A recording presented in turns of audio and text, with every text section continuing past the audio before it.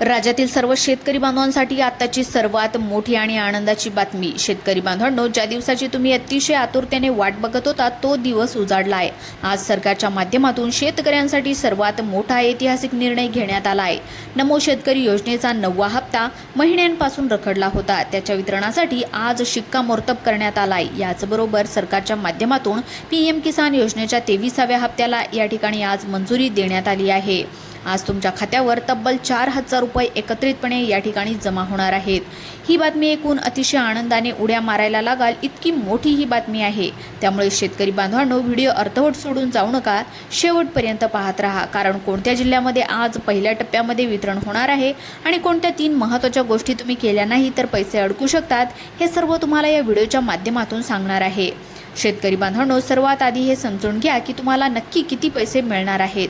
बघा, जर तुम्ही महाराष्ट्र राज्यातील शेतकरी असाल तर तुम्हाला पीएम किसान योजनेचे 2,000 रुपये आणि त्याचबरोबर नमो शेतकरी योजनेचे 2,000 रुपये असे एकत्रितपणे 4,000 रुपये आज तुमच्या खात्यावर जमा होणार आहेत।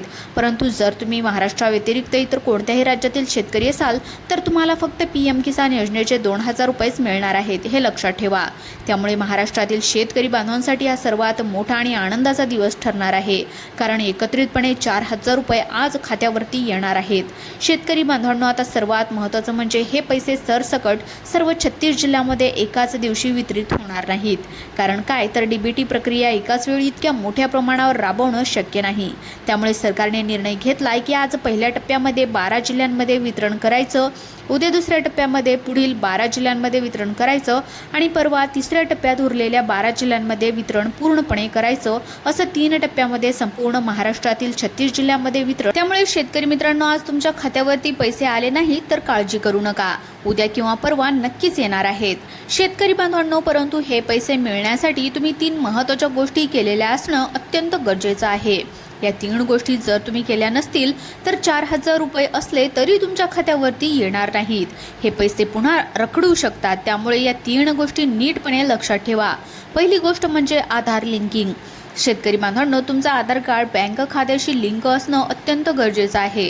जर तुमचं आधार कार्ड बँक खात्याशी लिंक केलेलं नसेल तर डीबीटीच्या माध्यमातून पैसे पाठवता येत नाहीत। त्यामुळे लगेचच जवळच्या बँकेमध्ये जाऊन आधार लिंकिंग करून घ्या। त्यानंतर दुसरी गोष्ट म्हणजे ई-केवायसी। शेतकरी बांधवांनो, पीएम किसान योजनेसाठी ई-केवायसी अनिवार्य करण्यात आली आहे। जर तुमची ई-केवायसी झालेली नसेल तर तुमचा हप्ता अडकू शकतो। जवळच्या कॉमन सर्व्हिस सेंटरला जाऊन किंवा पीएम किसान पोर्टलवर जाऊन लगेचच ई-केवायसी पूर्ण करून घ्या। त्यानंतर तिसरी गोष्ट म्हणजे फार्मर आयडी कार्ड। शेतकरी बांधवांनो, महाराष्ट्र सरकारने आता फार्मर आयडी कार्ड अनिवार्य केलं आहे। ज्या शेतकऱ्यांचे फार्मर आयडी कार्ड तयार आहे त्यांना नमो शेतकरी योजनेचे पैसे मिळण्यात कसल्याच प्रकारची अडचण येणार नाही। शेतकरी बांधवांनो, जर तुमचं फार्मर आयडी कार्ड अजून तयार झालेलं नसेल तर जवळच्या कृषी विभागाच्या कार्यालयामध्ये जाऊन लगेचच काढून घ्या। या 3 गोष्टी जर तुमच्याकडे तयार असतील तरच तुम्हाला नक्की 4,000 रुपये मिळणार आहेत।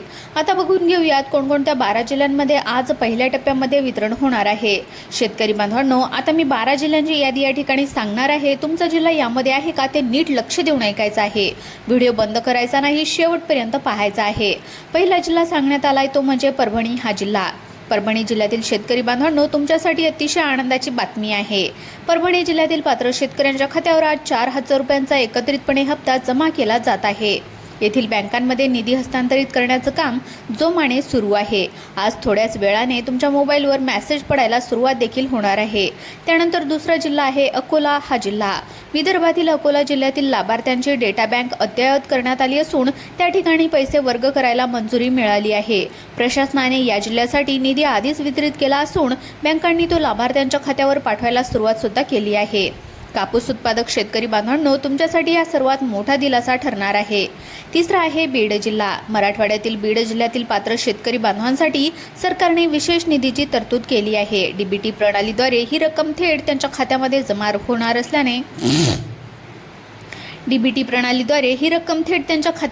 होणार असल्याने कोणत्याही मध्यस्थाची गरज उरली नाही। बीड जिल्ह्यातील ग्रामीण भागामध्ये अतिशय आनंदाचं वातावरण आहे। पीएम किसान आणि नमो शेतकरी या दोन्ही योजनांचा लाभार्थी असलेल्या शेतकऱ्यांमध्ये सध्या समाधानाचं वातावरण दिसून येत आहे। त्यानंतरचा चौथा जिल्हा आहे अहिल्यानगर हा जिल्हा। पश्चिम महाराष्ट्रातील अहिल्यानगर जिल्ह्याचाही या पहिल्या टप्प्यामध्ये समावेश करण्यात आला असून येथील तांत्रिक प्रक्रिया पूर्ण झाली आहे। बागायतदार आणि कोरडवाहू अशा दोन्ही प्रकारच्या शेतकऱ्यांना आता लाभ मिळणार आहे। आज थोड्याच वेळाने हप्ते जमा होणार ही बातमी समजताच बँकांनी आपल्या स्तरावर प्रक्रिया सुरू केली आहे। शेतकऱ्यांना मोबाईलवर मेसेज देखील यायला सुरुवात झाली आहे।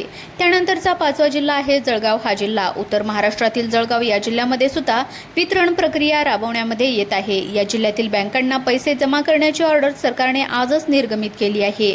ज्या शेतकरी बांधवांनी ई-केवायसी प्रक्रिया पूर्ण केली आहे त्यांना कोणत्याही प्रकारचा अडथळा न येता थेट पैसे प्राप्त होणार आहेत। केळी उत्पादक आणि कापूस उत्पादक शेतकऱ्यांसाठी हा सर्वात मोठा दिलासा म्हणावा लागेल। त्यानंतरचा सहावा जिल्हा आहे सिंधुदुर्ग हा जिल्हा। कोकण किनारपट्टीवरील सिंधुदुर्ग जिल्ह्यातील लाभार्थ्यांची यादी पोर्टलवर प्रसिद्ध करण्यात आली आहे। आंबा बागायतदार शेतकऱ्यांना शेती कामासाठी आर्थिक मदत आता उपलब्ध होणार आहे। आज थोड्याच वेळाने हप्ते जमा होणार आहेत हे आता निश्चित झालंय। सिंधुदुर्ग जिल्ह्यातून जर तुम्ही असाल तर तुमच्यासाठी सुद्धा अतिशय दिलासादायक बातमी देण्यात आली आहे। त्यानंतरचा सातवा जिल्हा आहे यवतमाळ हा जिल्हा। विदर्भातील यवतमाळ जिल्हा म्हणजे शेतकऱ्यांचा जिल्हा। या जिल्ह्यामध्ये सुद्धा सरकारच्या माध्यमातून 4,000 रुपयांचा एकत्रितपणे हप्ता वितरण करण्याची परवानगी शासनाने दिली आहे। प्रशासनाने या जिल्ह्यातील पात्र लाभार्थ्यांची यादी पूर्णपणे तपासून बँकांकडे सोपवली आहे। आज थोड्याच वेळाने हप्ते जमा होणार असल्यामुळे या भागातील शेतकऱ्यांमध्ये कमालीचा उत्साह दिसून येतोय। आठवा जिल्हा आहे धाराशिव हा जिल्हा। मराठवाड्यातील धाराशिव जिल्ह्यातील शेतकरी बांधवांच्या खात्यात पैसे जमा होण्याची प्रक्रिया अंतिम टप्प्यामध्ये आली आहे। सरकारने या जिल्ह्यासाठी निधीची स्वतंत्र तरतूद केली आहे। लाभार्थ्यांच्या खात्यामध्ये खटाखट पैसे जमा होत आहेत। पेरणीच्या दिवसामध्ये शेतकऱ्याला कोणापुढे हात पसरण्याची आता गरज पडणार नाही, कारण सरकारकडून थोडाफार दिलासा या ठिकाणी देण्यात येणार आहे। 9वा जिल्हा आहे भंडारा हा जिल्हा आणि त्याचबरोबर 10वा जिल्हा आहे गोंदिया हा जिल्हा। विदर्भाच्या पूर्व भागातील या दोन्ही जिल्ह्यांमधील शेतकऱ्यांची प्रतीक्षा आज संपत आहे। भंडारा आणि गोंदिया या दोन्ही जिल्ह्यांमध्ये टप्प्याटप्प्याने हप्ते जमा करण्याचे आदेश प्रशासनाने दिले आहेत। धान उत्पादक शेतकऱ्यांना सर्वात मोठा दिलासा मिळत आहे। डीबीटीच्या माध्यमातून रक्कम सुरक्षितपणे शेतकरी बांधवांच्या खात्यामध्ये जमा होत आहे। 11वा जिल्हा आहे छत्रपती संभाजीनगर आणि 12वा जिल्हा आहे हिंगोली। या दोन्ही जिल्ह्यांमधील शेतकऱ्यांना चांगला दिलासा मिळत आहे। जर तुम्ही हिंगोली जिल्ह्यामधून असाल किंवा छत्रपती संभाजीनगरमधून असाल तर तुमच्यासाठी अतिशय महत्त्वाची बातमी आहे। तुमच्या खात्यामध्ये निधी जमा होत आहे। पात्र शेतकऱ्यांनी आपला आधार लिंकिंग आणि केवायसी तपासून घ्यावी। ज्या शेतकऱ्यांचा आधार लिंकिंग आहे अशा शेतकऱ्यांना कसल्याही प्रकारे अडचण येणार नाही। शेतकरी बांधवांनो, ही होती आजच्या पहिल्या टप्प्यातील 12 जिल्ह्यांची यादी।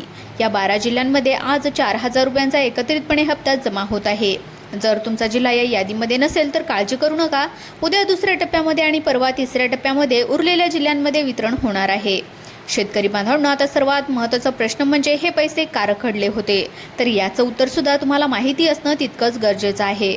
बघा, गेल्या कित्येक महिन्यांपासून नमो शेतकरी योजनेचा 9वा हप्ता रखडला होता। शेतकरी वैतागले होते, कृषी मंत्र्यांना भेटायला जात होते, मुख्यमंत्र्यांच्या दौऱ्यानिमित्त त्यांना प्रश्न विचारत होते। परंतु आता पेरणीचे दिवस आले आहेत। काही शेतकऱ्यांनी पेरणी केली आहे, काही शेतकरी पेरणी करायला सुरुवात करत आहेत। पेरणीसाठी सरकारचा थोडाफार हातभार लागावा म्हणून सरकारने हा महत्त्वाचा निर्णय घेतलाय। त्यामुळे आता शेतकरी वर्ग सरकारवर खुश झाल्याचं पाहायला मिळतंय। शेतकरी बांधवांनो, तुमच्या मनामध्ये एक प्रश्न नक्कीच असेल की पैसे खात्यावर आले की नाही हे कसं बघायचं। तर पहा, रात्री 12 वाजेपर्यंत तुमच्या खात्यामध्ये पैसे जमा होऊ शकतात, कारण डीबीटी प्रक्रिया दिवसभर सुरू असते। तुमच्या मोबाईलवर मेसेज येईल की तुमच्या खात्यामध्ये 4,000 रुपये क्रेडिट झालेले आहेत। जर मेसेज नाही आला तर उद्या सकाळी बँकेचं पासबुक अपडेट करून घ्या। शेतकरी बांधवांनो, अजून एक महत्त्वाची बातमी पहा, केंद्र सरकारच्या माध्यमातून पीएम किसान योजनेचा 23वा हप्ता देण्यामध्ये येत आहे। त्याचबरोबर राज्य सरकारच्या माध्यमातून नमो शेतकरी योजनेचा 9वा हप्ता सुद्धा देण्यामध्ये येत आहे।